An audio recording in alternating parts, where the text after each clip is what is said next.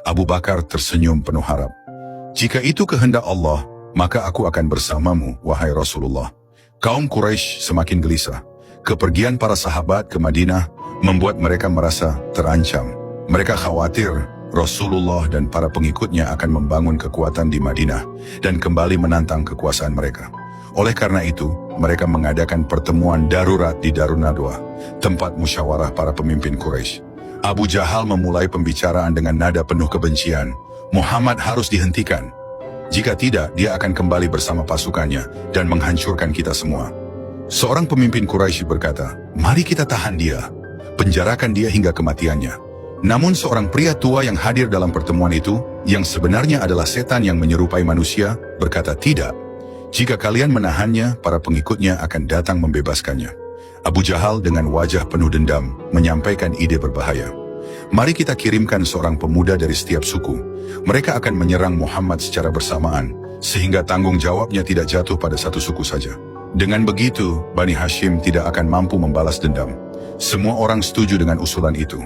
Wajah-wajah mereka menunjukkan kebencian yang mendalam. Setan yang hadir pun menyetujui rencana tersebut. Namun di tengah ancaman itu, pertolongan Allah datang melalui malaikat Jibril. Dengan wajah penuh keseriusan, Jibril turun membawa perintah langsung dari Allah. "Wahai Muhammad," kata Jibril dengan lembut namun tegas, "orang-orang Quraisy telah bersekongkol untuk membunuhmu malam ini. Allah telah mengizinkanmu untuk berhijrah. Bersiaplah, wahai Nabi Allah, karena perjalanan ini akan penuh tantangan, tetapi ketahuilah, Allah selalu bersamamu." Mendengar kabar ini, Rasulullah segera bersiap. Meski ada bahaya besar di depan, keyakinan beliau pada Allah tidak goyah sedikit pun. Dengan langkah pasti, beliau menuju rumah sahabat setianya, Abu Bakar As-Siddiq. Hari itu siang hari, ketika biasanya tak banyak orang yang keluar rumah di bawah terik matahari. Rasulullah mengetuk pintu rumah Abu Bakar. Dari dalam terdengar suara sahabat setia beliau. "Siapa di luar sana?" tanya Abu Bakar. "Ini aku, Muhammad," jawab Rasulullah dengan tenang. Abu Bakar segera membuka pintu dan melihat wajah Rasulullah yang serius namun tetap tenang. Hati Abu Bakar bergetar. Beliau tahu bahwa ada sesuatu yang penting yang akan disampaikan Rasulullah. Tanpa menunggu lama, Rasulullah berkata, "Wahai Abu Bakar, hanya engkau yang kupercayai untuk menemani perjalanan hijrah ini. Bersiaplah." Air mata Abu Bakar mengalir mendengar kepercayaan dari Rasulullah. Dengan suara bergetar ia menjawab, "Aku telah menanti saat ini, wahai Rasulullah. Aku telah menyiapkan segalanya untuk menemanimu. Demi Allah, aku merasa sangat terhormat bisa menjadi pendampingmu dalam perjalanan ini." Abu Bakar segera memanggil keluarganya. Ia meminta anak-anaknya Abdullah dan Asma untuk bersiap membantu dalam persiapan hijrah. Abdullah akan bertugas memantau pergerakan kaum Quraisy, sedangkan Asma menyiapkan bekal makanan. Keledai yang telah disiapkan untuk perjalanan ini pun dicek ulang agar dalam kondisi terbaik. "Wahai Rasulullah," kata Abu Bakar dengan senyum penuh keyakinan, "segalanya telah kusiapkan. Kita hanya menunggu perintahmu." Rasulullah tersenyum dengan penuh rasa syukur. "Kita akan menunggu malam tiba. Allah akan menunjukkan jalan bagi kita." Malam gelap menyelimuti Makkah. 11 pemuda dari berbagai suku untuk melaksanakan rencana membunuh Rasulullah. Dengan pedang terhunus, para pemuda itu mengepung rumah Rasulullah, siap menunggu detik-detik untuk menyerang. Mereka yakin malam itu akan menjadi akhir dari dakwah beliau.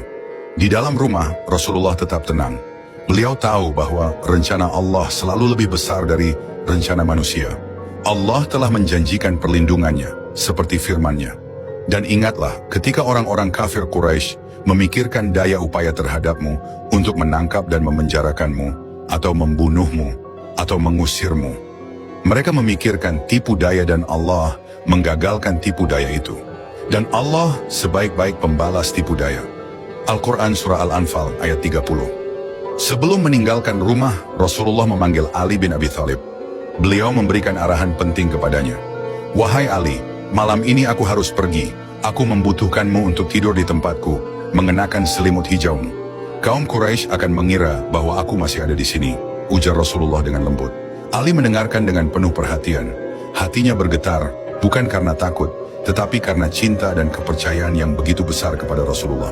Dengan penuh keyakinan ia menjawab, "Aku rela mengorbankan nyawaku demi melindungimu, wahai Rasulullah.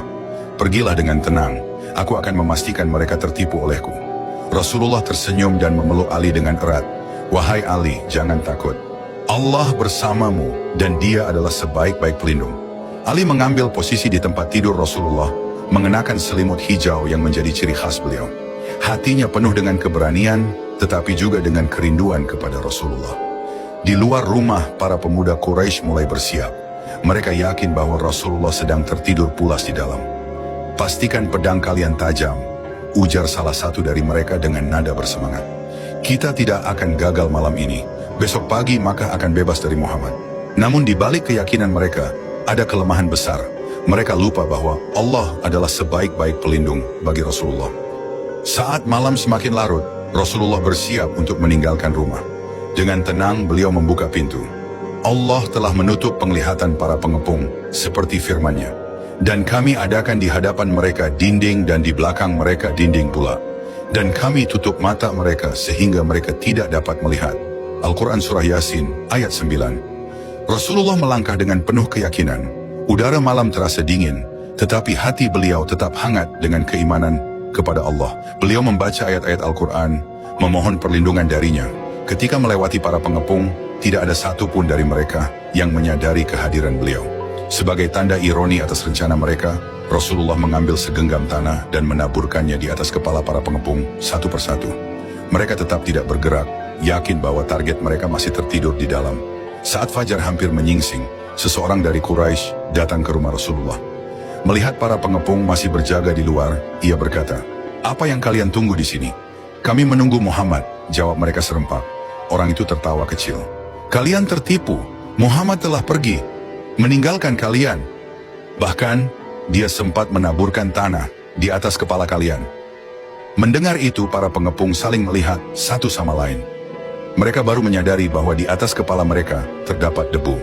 Dengan penuh kemarahan, mereka bergegas masuk ke dalam rumah. Mereka menghunus pedang, bersiap untuk menyerang, tetapi yang mereka temukan hanyalah Ali bin Abi Thalib yang sedang berbaring di tempat tidur. Ali membuka matanya dan menatap mereka dengan tenang. Salah satu dari mereka berteriak, "Di mana Muhammad?" Ali hanya tersenyum kecil. "Apakah kalian pikir aku akan memberitahumu?" Mereka marah tetapi tidak bisa berbuat apa-apa. Mereka tahu Ali bukanlah target mereka. Dengan rasa kecewa, mereka meninggalkan rumah tersebut. Pada malam 27 Sya'far tahun ke-14 kenabian, Rasulullah dengan tenang meninggalkan rumahnya. Para pemuda Quraisy yang mengepung rumah beliau terbuai dalam tipu daya Allah. Mata mereka tertutup, hati mereka lengah. Rasulullah dengan penuh keyakinan kepada perlindungan Allah, melangkah menuju rumah sahabat setianya, Abu Bakar Asy-Syiddiq. Ketukan di pintu rumah Abu Bakar di tengah malam itu menggema seperti panggilan keimanan. Abu Bakar, yang telah menunggu momen ini, segera membuka pintu. Melihat Rasulullah di hadapannya, dengan wajah yang penuh kesungguhan, hati Abu Bakar bergetar. "Wahai Rasulullah, apakah ini saatnya?" tanya Abu Bakar dengan suara berbisik namun penuh antusias. "Benar wahai sahabatku, Allah telah mengizinkan kita untuk berhijrah," jawab Rasulullah, suaranya lembut namun penuh ketegasan. Air mata bahagia mengalir di pipi Abu Bakar. "Aku telah mempersiapkan 2 unta untuk kita, wahai Rasulullah. Demi Allah, aku merasa sangat terhormat bisa menemanimu dalam perjalanan ini." Rasulullah tersenyum penuh kasih. "Bersiaplah wahai Abu Bakar. Perjalanan ini bukanlah perjalanan mudah, tetapi yakinlah, Allah selalu bersama kita."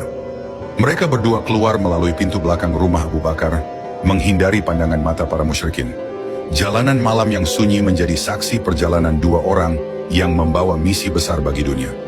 Abu Bakar melangkah di samping Rasulullah, hatinya diliputi rasa syukur dan juga kewaspadaan. "Wahai Rasulullah, jika musuh mengejar kita, aku rela menyerahkan nyawaku untuk melindungimu," ucap Abu Bakar penuh ketulusan. "Jangan khawatir, wahai Abu Bakar. Allah adalah pelindung kita. Dia akan menjaga kita dari segala mara bahaya," jawab Rasulullah sambil menatap sahabatnya dengan penuh keyakinan. Menyadari bahwa kaum Quraisy pasti akan mengejar mereka ke arah utara menuju Madinah, Rasulullah memutuskan untuk mengambil jalur yang berlawanan. Mereka berjalan ke arah selatan, menuju negeri Yaman, dengan langkah-langkah hati-hati di tengah gelap malam. "Wahai Abu Bakar, jalur ini akan membuat kita lebih aman. Kaum Quraisy tidak akan menyangka kita mengambil arah ini," kata Rasulullah menjelaskan rencana mereka. Abu Bakar mengangguk. "Engkau selalu bijaksana, wahai Rasulullah. Aku percaya sepenuhnya pada keputusanmu. Perjalanan itu tidak mudah. Mereka harus berjalan melintasi padang pasir yang dingin, dengan tanah berkerikil yang menusuk telapak kaki. Namun semangat mereka tidak pernah goyah. Di tengah perjalanan, Abu Bakar seringkali menoleh ke belakang, memastikan tidak ada musuh yang mengejar. "Wahai Abu Bakar, mengapa engkau terus menoleh ke belakang?" tanya Rasulullah. "Wahai Rasulullah, aku khawatir jika ada bahaya yang mendekat. Jika musuh datang, biarkan aku yang menghadapi mereka. Aku tidak akan membiarkan mereka menyentuhmu," jawab Abu Bakar dengan mata berkaca-kaca. Rasulullah meletakkan tangan di bahu sahabatnya. "Wahai Abu Bakar, jangan takut. Allah bersama kita."